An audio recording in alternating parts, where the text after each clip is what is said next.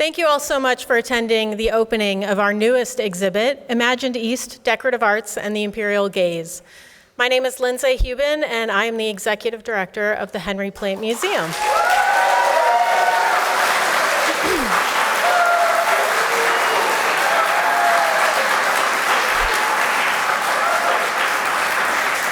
Thank you. Thank you all so much. That was the first time I've gotten to say that, and it felt really good. I am so pleased to see such a wonderful group of museum supporters here this evening, from students to members to trustees to former trustees. It's a really incredible group.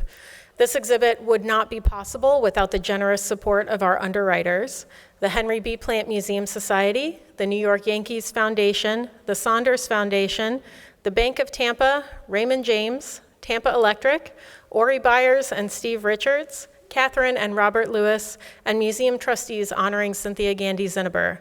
Please join me in thanking all of these underwriters for their support.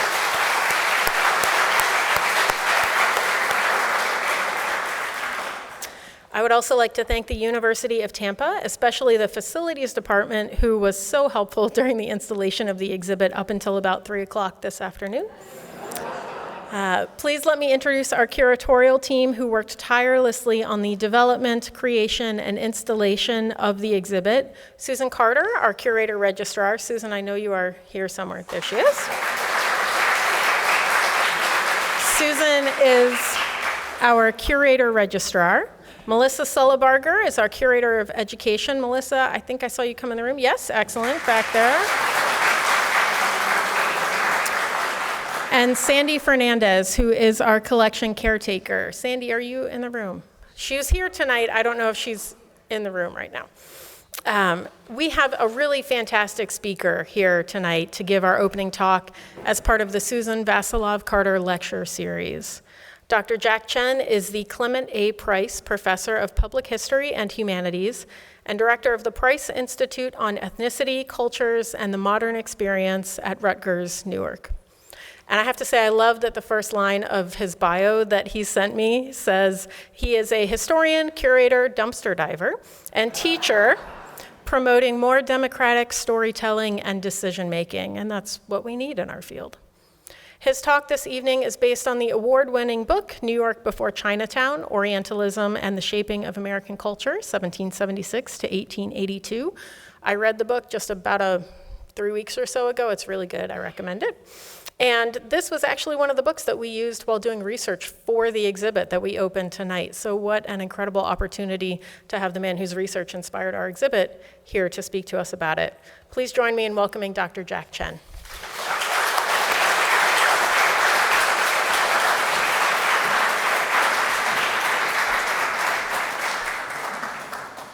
Wow, good evening, everybody. It's such a great crowd. I'm really so impressed that you're all here, and I really appreciate it. I could be giving this talk in New York, and I don't know how many people would actually show up, but it's really great to have you all here.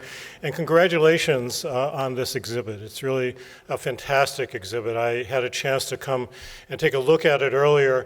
Unfortunately, it's in a small room, but it's so beautifully done. And the text is just gorgeous, and there are so many wonderful pieces in it. So if you haven't had a chance to go take a look at it, I really want to encourage you to go take a look. And you have to spend some real time there because there's so many details and nooks and crannies there. I also want to thank the incredible museum staff that invited me and welcomed me here.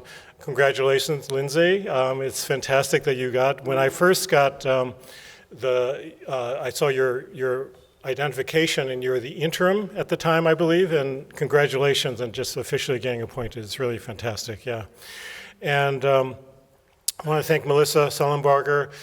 Thank you, Melissa. We've been in touch quite a bit over the past couple of months, and it's just been amazing working with you, and congratulations on the exhibit. I was saying that the text in this exhibit is particularly good. It's very hard to pack so much in such a condensed way, but she really did a fantastic job. And also, thank you so much, Susan Carter, for doing it all. Besides being a curator, registrar, I understand you also go and buy pieces for the collection, and you also picked me up at the airport, so you do everything, so I'm really impressed by that. So I deeply appreciate the staff's hospitality, and I'm honored to be speaking for the opening of this exhibition. I should just say, last week I was in Maine. We have a small place, and there was a foot of snow that came down, very heavy snow. And yesterday, we drove back the day before, and I wrenched my back, driving, shoveling, and then driving 7 hours. But today I feel fine, and I think this weather really helps. It's really terrific. Okay, so many of you know about George Washington, right? And we've heard all the typical stories about George Washington. I thought I would tell a slightly different version of that story that's very much related to the kind of material culture and decorative arts culture that in some ways we take for granted. But being here, it's something that perhaps people are much more sensitive to because of the nature of what's here in this museum and what's here in the hallways.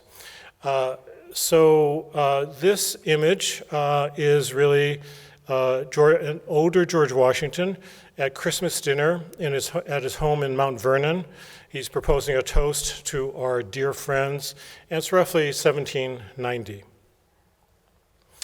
Okay, here's a clicker. Oh, that didn't change. Hold on. Okay, here we go. Now, if we were to go back before that 1790 toast,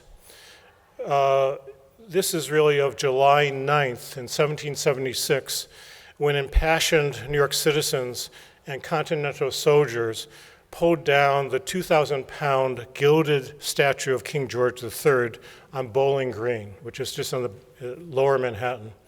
You know where that bowl is right now? That's more or less where it was. And they not only broke off King George's head, but also they mutilated the statue's nose. And I don't know why the nose in particular, but and in the months to come, the half-evacuated New York City, which was a trading port, will become the site of the next battle led by General George Washington. Now, at the same time, and this is what I'm really focusing on more, Washington was supervising his house, and he had his housekeeper, Mrs. Mary Smith. He was making sure that she would properly furnish his New York City home. And of course, because he was in the middle of war, his headquarters would move from place to place. So he kept on supervising every single place they moved into to make sure that they had the proper furnishings. So in some ways, that's what I'm going to be talking more about. As they moved from house to house, he kept on going to his quote-unquote Chinaman for more table settings. Now, this Chinaman was not actually Chinese. He was actually British. He was a loyalist to the king, who happened to sell Chinese porcelains and Chinese things, basically around South Street Seaport today. So isn't it fascinating that in the heat of a Revolutionary War, General George Washington is keeping up the table settings for his headquarters? So that's what I became fascinated by when I was a graduate student, trying to figure out what did all this mean. And in this case, these things, these objects, Chinese porcelains, silk robes, the furniture that was made out of lacquer, all these things that were made out of China actually became equated with this British non-Chinese person called the Chinaman.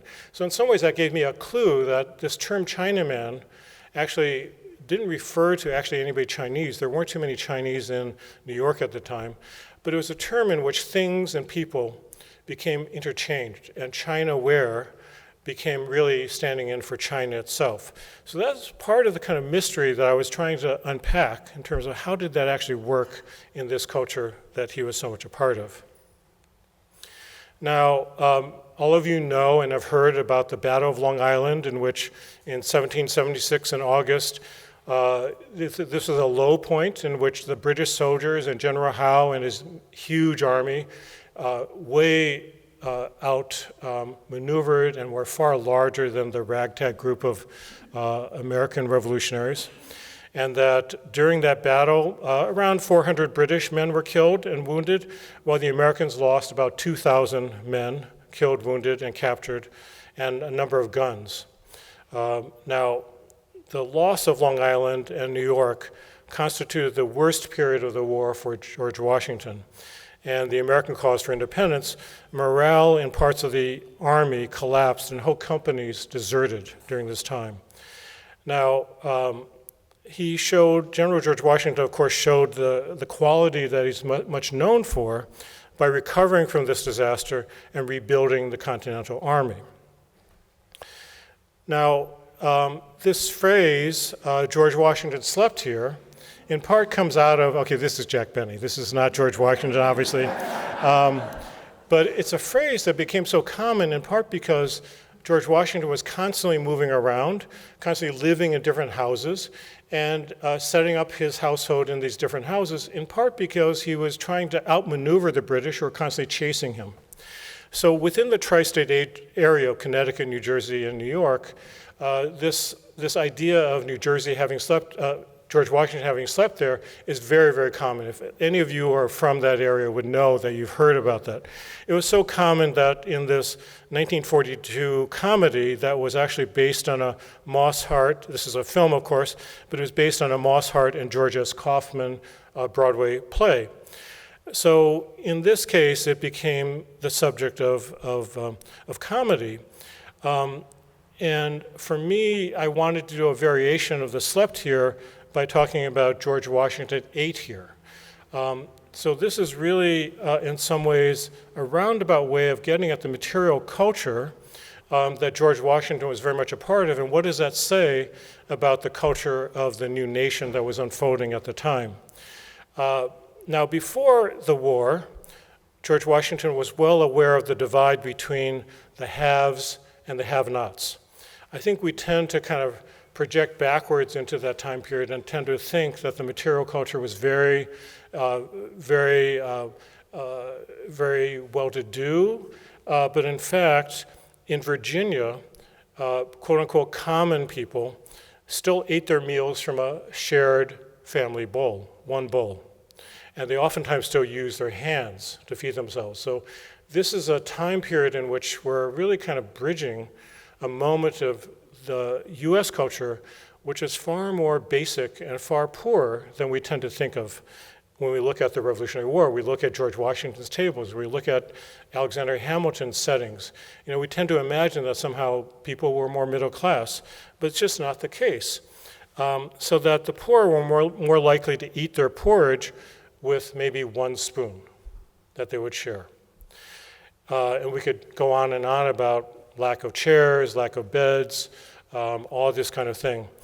But for those who are aspiring to differentiate themselves, to rise above from the practices of most Americans, they sought to learn what were the more kind of genteel ways of using knives, forks, spoons, and that became more of a sign, if you could do that well, it became a sign of proper breeding.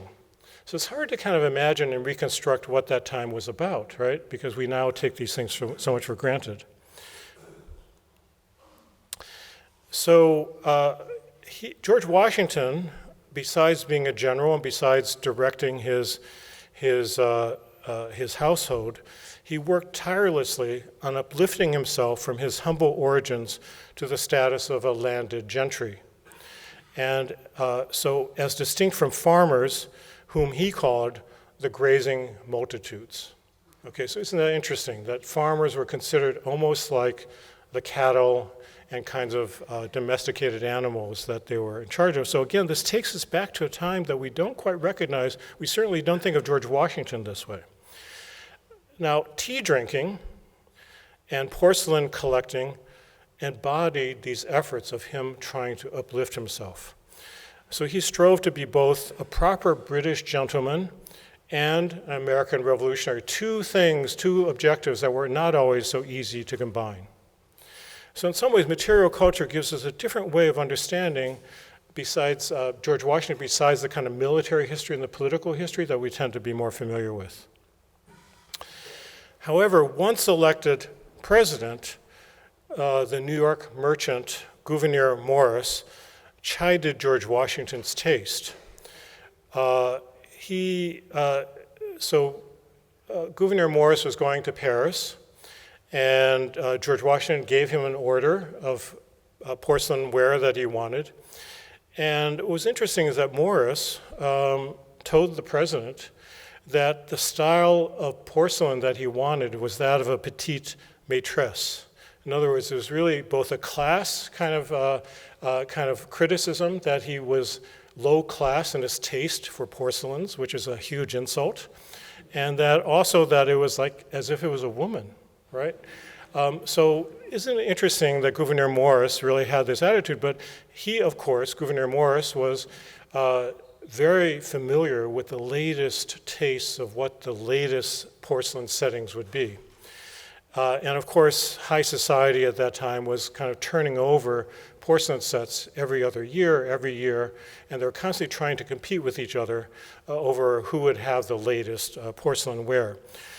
And Gouverneur Morris said, "I think it of great importance to fix the taste of the nation of our country properly." And I think your example, speaking to George Washington, would go so very far in that respect. So he bought a set that was more befitting the patriarch of a new nation. So this is a photograph of a reconstruction of George Washington's table setting at Mount Vernon. Now, part of what we need to understand, and you'll see this worked with in the exhibit itself, is that when actual Chinese porcelain items could not be found, oftentimes people would go to the secondary quality. So this is an example of Delftware. And you had lots of different kinds of imitation porcelain. Porcelain was not such an easy kind of ware to reproduce, in part because it depended on the kind of clay and soil that it was dug up from. It was very fine kind of clay that would fire at a high temperature and create this very powerful thin finish.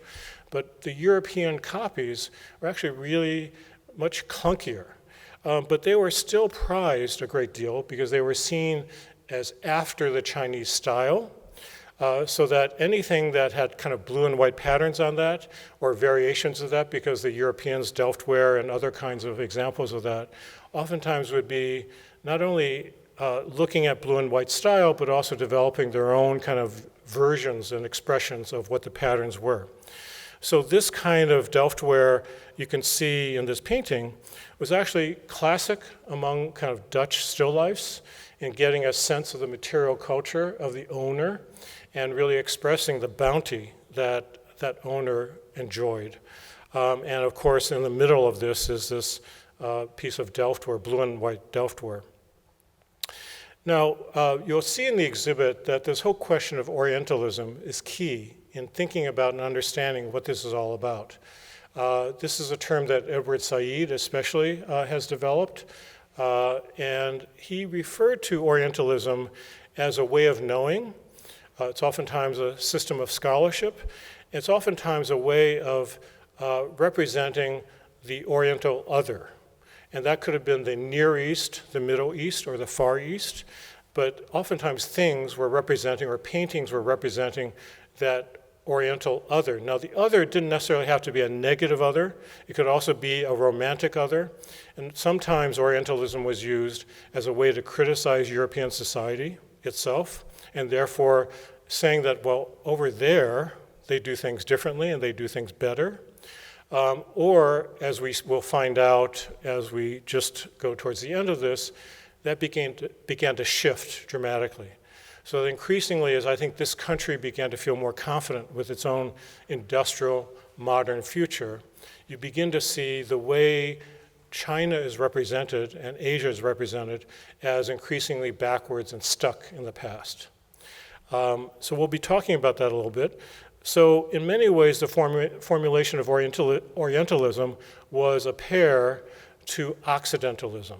In other words, Orientalism was the Oriental other, and that began to then define what the Occidental self was. And you'll see again in the exhibit that the Orient, as you probably all know, the Orient is where the sun rose, and the Occident was where the sun set. And there is increasingly a theory that progress and civilization was rising from the East, where it originated, ancient history, and then began to kind of set in the United States. Oftentimes that was seen as where the advanced civilization would be, and it was really thought of in terms of the material civilization, the material culture. That's something I'd be happy to talk more about. So what we find is that that these Chinese luxury goods that were so wanted by the aristocracy and by the rising middle class and by the merchants were increasingly being questioned of whether they were actually excessive, whether they were actually just part of a kind of a depravity and an excess, and too frilly, too ornate, and not befitting a true progressive civilization. So you begin to see kind of criticism, even amongst American revolutionaries, that, well, do we want an aristocracy that is defining themselves in terms of their usage of Oriental things?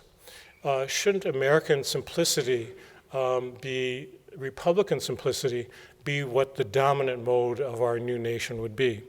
So George Washington was really caught right in the middle of that kind of debate. I think in some ways his heart was trying to find that latest, most beautiful Chinaware. But at the same time, of course, as he began being put into the position of the father of the new nation, he also had to kind of acknowledge what Republican simplicity actually meant. What would be the new aesthetic of this new nation? And in some ways, I think this conflict between being a good English gentleman and being American revolutionary was a position that he was trying to figure out. He didn't have it all figured out. So this is where things get more complicated and more real in terms of who George Washington really was. So while these historical details may appear trivial to traditional heroic interpretations of early American history about the battles and the war scenes and those kinds of histories, the material culture begins to illustrate how the founding fathers and founding mothers of the US used tea, porcelains, and other Oriental objects to construct their own new national identities that was neither strictly British and neither primitive and neither Oriental in the way various others were treated and imagined. So it gets more and more complicated as we kind of look at this story and try to dig up what was behind a lot of this kind of interest and desire. So we can detect more complex ways in which Orientalism operated and still operates within the culture of the United States, for example. So from 1776 to the 1870s, we're going to witness a dramatic shift in the tenor of Orientalism from one of romantic emulation and enthusiasm to one of disdain and racial inferiority. And for those of you who have been kind of watching national politics over the past 10, 20 years, you'll see that this is a pattern that's also going on right now towards China. And I'm concerned that we're heading into a new Cold War. If you keep on reading the headlines and editorials of the New York Times, Washington Post, you'll start seeing the shift that's going on, especially around the competition for who can be more green and where solar panels come from and where those rare minerals that are used for batteries are going to be. And the competition for those kinds of resources in some ways is precipitating a new kind of confrontation and challenge, as opposed to a long period of friendliness when we all remember when Nixon went to China and things were starting to open up and the incredible changes that have happened in terms of US-China relationships that have been going on for a number of decades now. So this is part of that complication, because by 1876,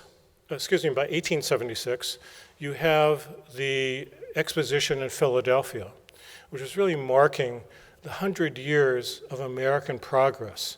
It's very much an industrial show, kind of highlighting the growing technique and accomplishments of American industry, machines especially, but also this example of a teapot by Carl Mueller, who is German, and he ran the Union Porcelain Works in Greenpoint, Brooklyn.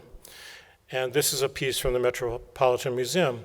And you'll see that, for those of you in the back, it may be hard to see, but on the finial, the little knob on the top, is a Chinaman, right? Now, this is not the British Chinaman that George Washington was trying to buy his porcelains from, but it's a kind of a caricature of a Chinese man with a queue, a braid that goes behind his back. And it's actually very hard to see, but there are these creatures and animals that are adorning the handle and also the spout. The spout, I'm sorry, I should have gotten a close-up of that, but the spout is a disturbing kind of looking creature who seems part human and part ape. And then on the bottoms, the little feet are these bunny rabbits, right? So it's a very fanciful kind of teapot. And then we see this creamer, which is the head of a goat that's really the handle. And it's in the Chinese style, but not quite Chinese. And then we see this sugar bowl, which is a head of an African man, a bit caricatured, and also animals around it. So together, we see this pretty complicated story that museums tend not to want to deal with because it's too difficult in some ways to just display in a case. And in some ways, I think the reckoning that we've been going through over the past number of years in terms of protests around police violence and all these other matters are also embodied in a complicated way in this set of porcelain, because this is as much a part of the material cultural history of this country as the more celebrated pieces that we tend to know about. So I'm not going to belabor this, but in some ways you have the kind of complicated relationship with nature and the kind of mastery of nature that this centennial represents, 1776 to 1876. And you also have really the relationship to groups of people that are complicated. This is just leading up to the point in which the Chinese exclusion law is going to be passed in 1882, and it wasn't really repealed until 1965. Although technically we could talk about that, I'm happy to go into more detail. But of course, this is also looking at sugar and the source of sugar in the plantations in the Caribbean and the way in which the northeastern economy was actually linked to that sugar plantation in the Atlantic world. And therefore, the relationship between enslaved African Americans in the Caribbean and in places like New Jersey, Bergen County, New Jersey, which had a very high percentage of enslaved peoples, and also the China trade and the Chinese who are starting to come over to this country. Now, it's a difficult topic because we tend not to understand them together as a dynamic, connected story. It's something I'm happy to talk about, but I just kind of wanted to show these more difficult pieces because they also go back to General George Washington. This may be hard to see, especially for those of you in the back. I don't know, I'm going to show some close-ups of this. But this is a piece from the WASP, W-A-S-P, which was a weekly journal coming out of San Francisco. And you know, probably many of you know that WASP refers to not just the insect, but also white Anglo-Saxon Protestant. And it was something that was very much about kind of that civilizational culture versus various kinds of others that were emerging. And this particular graphic is called Machinery Monopolizes Labor. So this is where it gets even more complicated. This is a San Francisco-based cartoonist, George Frederick Keller, who was basing his cartoons after New York publications, which are based on European publications. And this particular cartoon is kind of complicated. And again, it's complicated in the same way that Tea-Set was complicated. I'm going to show some close-ups so you can get a better idea of what's being shown here. First of all, you have in the center this square-faced machine with the two eyes and a giant kind of mouth with sharp teeth. And it's a little bit hard to see, but on the brow of the machine, it says progress. And then to the left of the machine is raw material. It's a chute for raw materials. You see pigs, you see animals, you see a log, all going down into the machine. And then coming out of the mouth, being spit out of the mouth, are all these things that are being made, from barrels to clothing, all sorts of things like that. Now, what's really interesting here is that you see these unemployed white workers basically witnessing this scene that the machine has created. And you have a man who's kind of facing the audience as if he's in a play, talking about what's going on, pointing it out, and basically saying, this is what's happening.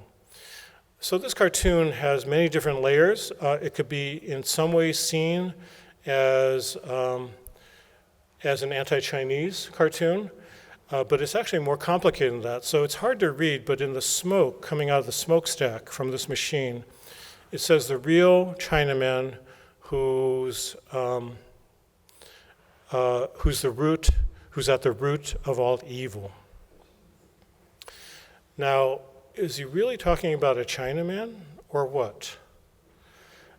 So in some ways, if you look in the middle right, you see the silhouette of a figure with a pigtail, and the person's hand is on a lever, as if this person is controlling and starting the machine. But I think it's more complicated than that, because clearly it's also the machine that's doing it. And the machine is kind of taking all these raw resources and kind of cranking it out at such a rate that it puts all the people who used to make shoes, used to make these barrels, used to do all these things that were part of the trades, out of work, right? So is it the Chinaman who's the problem, or is it the machine that's the problem? And it actually is very deliberately ambiguous right here. It's not really quite clear. So what you see here is a much more enlarged image of that George Washington painting, where it's very pixelated. And the closer you get, in some ways, the less we understand who that George Washington really is, in some ways. So not only do we need to look at what was happening to this country during this time period, from 1776 to 1876, but it's also what really was George Washington about before he became so mythologized. So we kind of need to look at George Washington himself, and again, it gets more complicated. Now, it just turns out that there's a film being shown on March 25th in Sarasota. It's a new documentary that's looking at the role of George Washington as depicted through 13 panel murals, which are called The Life of Washington. And it's become a source of local controversy and something of a media firestorm. These murals were on display at George Washington High School in San Francisco from 1936 onwards, and they're part of the Works Progress Administration set of murals that were created. And it offers a view of the founding father that includes his involvements in slavery and Native American genocide. So those of us in the Northeast may have heard oftentimes, I certainly have from indigenous folks I work with, that George Washington was referred to as a town destroyer. Now, what was that about? And this is what the documentary is about. Well, it was actually referring to him as a surveyor, and his father was a surveyor, because they would survey land that actually was in Indian lands. And once indigenous people saw that he was surveying in their area, they knew that basically westward expansion was coming their way, and that either violence or claims of ownership were going to be following, which was the role of a surveyor, kind of staking out the boundaries of different kinds of property and how it could become part of a real estate market. So George Washington's father was known as a town destroyer, as was he known as a town destroyer before he became the general. And then also what's complicated, of course, and this is nothing new, but this painting of George Washington and his family done in 1858, 1860. So it's really representing him and his family retrospectively later in his life. Of course, you have the president lounging and Mount Vernon in the background and his family, and he actually was considered a really good patriarch of his family because you'd also take in members of the family who had lost their parents. But in the background, of course, you see one of his many servants. And the more we do research on George Washington and all the founding fathers, of course, we know that they had enslaved servants. So this is another difficult thing that I think we're dealing with and how it complicates the story of who George Washington was. It doesn't mean he was all good or all bad, but it just means that he was a part of the time period that he was working in and living in. And another complication is that even Jack Benny, is in George Washington Slept Here, also is carrying on a tradition, perhaps unwittingly, of how black servants are represented. Now, in this case, it's Jack Benny and Carol Lombard and their beloved Pooch. The real name of the Pooch is called Terry, and in the film, Terry was called Romy. And you may recognize him as Toto in The Wizard of Oz, but also who you may recognize is the woman on the left is Hattie McDaniels, who was in Gone with the Wind, right? And she won significant recognition, and that was kind of a breakthrough role. But we know in these early films, for those of you who remember any of these older films, I'm not assuming you are old enough to recognize any of these films whatsoever, but these were constant appearances of the black servant or the Chinese servant who would kind of appear even in apartments in New York City. So we're talking about these complex legacies that are not so far ago, but a part of the patterns that continue to exist. And in some ways, we're at a moment now where we begin to kind of reckon with what these patterns are all about. It's not easy, but it's also a good time to talk about it. So really what I want to just kind of open up, because I didn't want to talk too long, is really a chance to ask the question of how can we understand these insights today? Are we feeling comfortable with these insights? Are they still difficult to grapple with? But I just wanted to kind of open up the discussion and to link it also to the exhibit, because in the exhibit and looking at someone like George Washington, it kind of gets us to be thinking about what are the difficult questions that we're now starting to reckon with, and how do we think about it today? And I think this kind of possibility of beginning to talk about it now is actually very important. It's a very important moment because I think it's going to make a big difference for the future of this country in a good way, I hope. So I just wanted to kind of end there with this question, really, and I'd love to kind of get your thoughts and have questions that you have or challenges to what I've said, because to me, this is all part of the process of how can we begin to open up these spaces and collections so we can actually have discussions about them. And as you know, I mean, material culture, I think we all experience it this way. Oftentimes by purchasing something that shows good taste, it shows the ability to say, well, we have good taste because we wear these things, or we have the good taste to know about these things. And in some ways, that kind of culture is as powerful today, if not more powerful, than the days of George Washington. So this question of how do we work across these cultural differences, or does it show bad taste? So these are complicated matters that still affect us today. So, and also just to kind of seed this discussion even more, we've watched in the scarce moment of 20 so years, 30 years, the shift of China becoming a partner with the US and producing so many of the things that we consume in this country to now increasingly, if you've been watching the headlines over the past number of months, to China becoming perhaps a rival to the United States.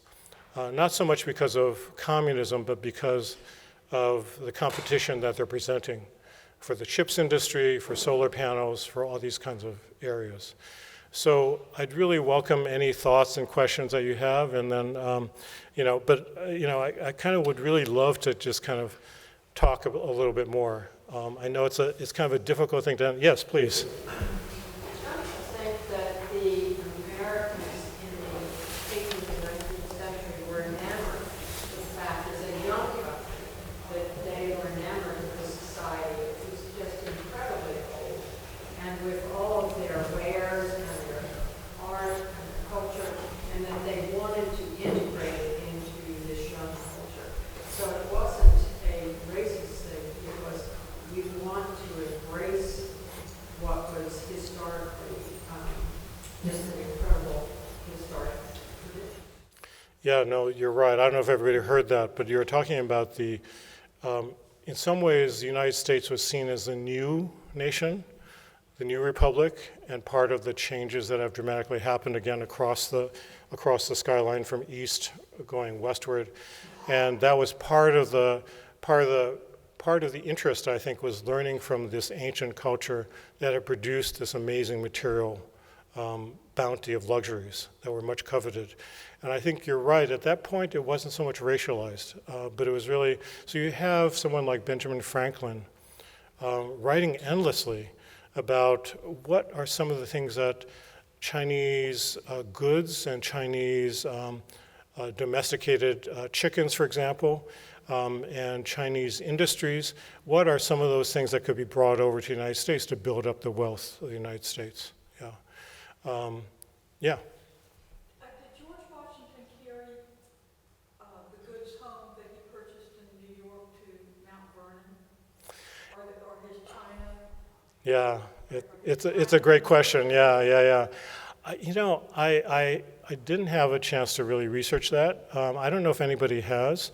There are books about George Washington's Chinaware, but I'm not sure that they followed him strictly from his military headquarters or even before he was a general to Mount Vernon. But it's a really important question, and it would have taken me probably a good 10 years to figure that out, and I wasn't going to do that. But yeah. Well, I mean, if there's any records of any American over time, it would be General George Washington. So I'm hoping there's some graduate student who's committing to that. But that's a really great question.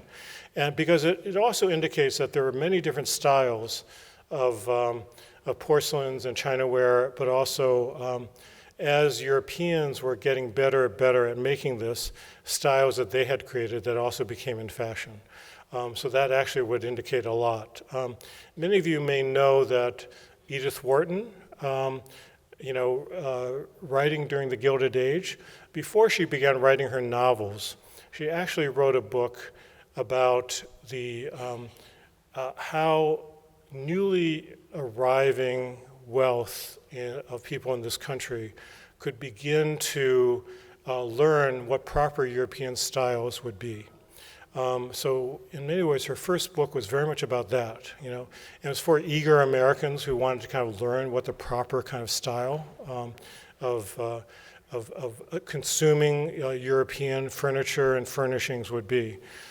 So there's that pattern that's very much there. And so at one point it may be China, at another point it may be Japanese-made things, and Japanisma. Another point it would be Moorish items. So in some ways the exhibit that we see here is showing that eclecticism that was happening. So by the time Henry Plant is collecting and taking his grand tours of Europe and elsewhere, he's picking up that bits and pieces of that taste.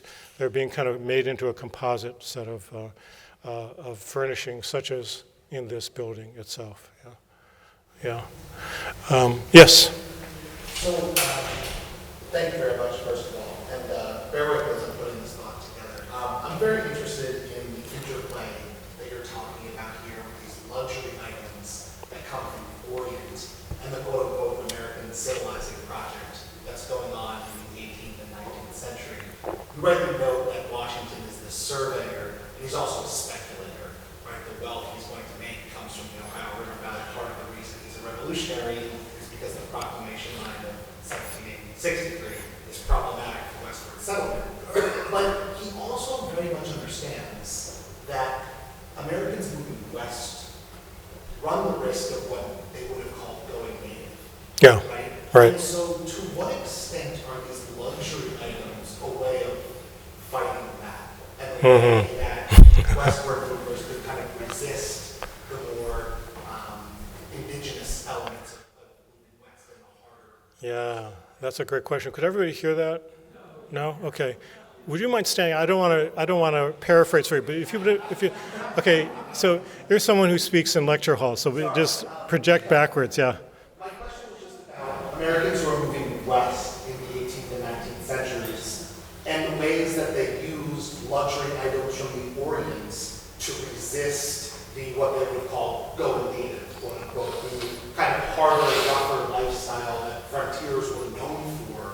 I'm asking the ways in which that people moving west brought these items with them as a symbol or a sign that they were bringing also with them, not necessarily an Oriental culture, but a more refined American culture from east to west as part of that Manifest Destiny project. Yeah, it's a great question, and I think it's a book that maybe you should, think about writing. Yeah, so. But it is to say that it's a very dynamic process. What happens during the American Revolutionary War is that land that was promised to indigenous people increasingly got pushed. So Ohio, of all places, was considered Indian territory. That was where, beyond the mountains, that was a safe place for indigenous people to settle. So people who I work with, the Muncie-speaking Lenape people who are New Jersey, New York, Connecticut, Lower Hudson River Valley, Eastern Pennsylvania, a number of them started migrating into Ohio thinking that that's where they were going to be able to be safe. And during the American Revolution, a number of them aligned, the Lenape aligned with the British, so the American Revolutionary. So it's a tricky question. I mean, the whole point about was it simply racism, or was it whose side you're on? And if you're on the side of the British, then you are subject to attack. But there's a massacre that happened in Ohio, and the Muncie then either moved to Wisconsin or to Ontario, and where they remain to this day. And that dividing line between those frontier, quote unquote, people who would be subject to going native. And of course, that's an ongoing theme also, because in some ways the first references to Americans were to indigenous people. And then when you start getting the usage of the term, you're a Native American, it shifted from being indigenous people to being American-born European, right? So you have these switches that are starting to happen as a process in which that transformation is going on. So I think it was a real risk, because those in the frontier were oftentimes just like the early Puritans and just like the early Americans when they were first exposed to the rugged life of the frontier. They didn't necessarily know how to survive that. It was really the indigenous people who had the intimacy with that particular type of land and topography and where they could find water and food and all that, that was actually something that was exchanged and learned oftentimes. So I think that was a real risk. And so it's interesting to think about whether the porcelains and all that were just anathema in the frontier. But in fact, I think it's even more complicated, because in the exchange chains, for example, what did China want, and what would be part of some of the first items that were loaded onto American ships going to trade with China. So another chapter in the book is about the Empress of China that leaves the port of New York in 1783 to go trade with China. And what are they loaded with? They're loaded with ginseng root from the Appalachian Mountains. There's a poorer quality by Chinese standards, but China's ginseng had been kind of largely, kind of over-harvested. And the cheaper roots were still of a lot of interest. And what you have are supply chains in which indigenous people are digging up the ginseng and trading it for teacups and tea. So how were the indigenous also influenced by China? Okay, so we're talking about a really complicated set of dynamics that can't be quite characterized as well. Does that mean the Indians were civilized by Chinese goods and Chinese luxuries? I don't know. So, and there are a number of instances in which Chinese laborers in Idaho, for example, would open up a potato farm with an indigenous person, right? So I think that's another part of American history that we tend to not know much about. But I think with the kind of opening of dealing with these difficult questions, we actually begin to get at these more interesting dynamics that we tend not to think about and understand, yeah. Yes, way in the back, yeah. I'll stand up. Yeah, thank you. To kind of pick up on some of the seeds that you were planting in your introduction of this, I think it's fascinating to examine how Orientalism has changed over the centuries, where it's now being associated with the East is a very negative thing in many cases, where Middle East is associated with terrorism and like fear and savagery, and then China is cheap. Like if it's Chinese, it's cheap, it's mass made, we don't want it anymore. We want the American made. And I think it's fascinating to look at that over time, where it's, once we get a lot of the Chinese immigrants into America, seeing those dynamics shift throughout, and then whenever Mao Zedong took over and the communism reign started, and then the Red Scare, and it just keeps building on each other, where all of these things that used to inspire like romanticism and mystique is now very, very negative in our modern culture. Yeah. No, that's really well put. And part of the complication is also that when maybe it becomes negative to China, then there's always another Asian country where it becomes positive. I mean, oftentimes they're switching places. So you can imagine, Japan was seen as a Western-like nation until Pearl Harbor happened. And then all of a sudden, Japan was seen as a brutal, Fu Manchu-like, kind of nation where they're bloodthirsty and vampires and that kind of thing. And suddenly, the U.S. was supporting China, and the image begins to flip very quickly. So you can, look at Life magazines or whatever, and begin to see that change that happens over a short period of time. We could say that about Vietnam, for example, or Korea, North Korea, South Korea, and how there's oftentimes always one bad part of Asia. So this is why, in some ways, it's not so much China, US, it's also the whole idea of yellow peril and those who are good Asians. So those of you who remember, I'm not assuming you're old enough to know this, but those of you who remember the Charlie Chan movies, right? The Hawaiian detective, and he was always able to solve, he was inscrutable, he had 8 kids or 10 kids, whatever number of kids he had, and he was always able to solve these mysteries, right? And then you had the Fu Manchu, and these are always people, white actors in yellowface, so it's complicated by that too, right? They were meant to behave and act with yellow face makeup on in an Oriental manner. But the counterpart to Charlie Chan was Fu Manchu, who kind of existed in an earlier time. Boris Karloff, for example, played one of the early Fu Manchus. So you had oftentimes that kind of playing back and forth. And then it gets complicated when different nations the U.S. is at war with different nations. The Philippines, at one point, was the kind of evil brown horde.